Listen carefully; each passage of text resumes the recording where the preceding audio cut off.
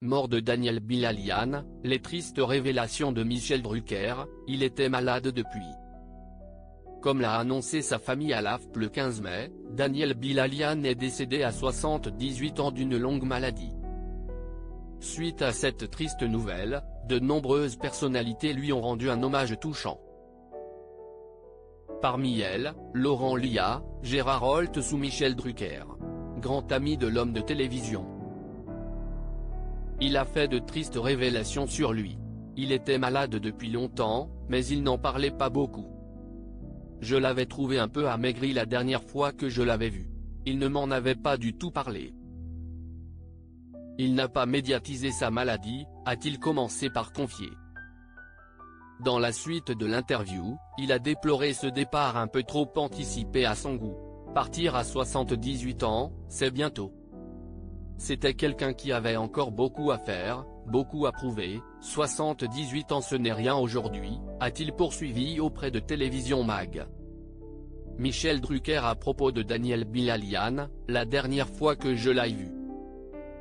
Partageant leur amour pour la télévision, Daniel Bilalian et Michel Drucker se connaissaient vraiment très bien.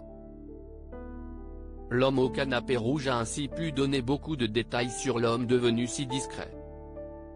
La dernière fois qu'il l'a vu, c'était il y a quelques années.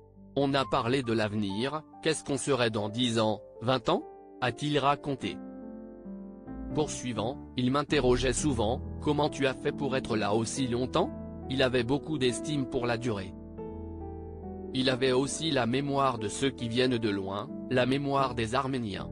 La dernière fois que je l'ai vu, je déjeunais avec Charles Aznavour, qui était mon voisin en Provence. Daniel était venu prendre le café, Aznavour l'aimait bien comme tous ceux qui ont un rapport fort avec l'Arménie.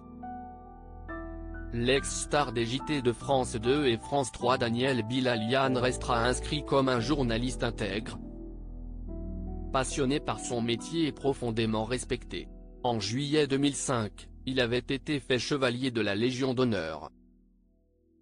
Apprécié par ses pairs pour sa discrétion et son professionnalisme, Daniel Bilalian a marqué durablement le paysage audiovisuel français.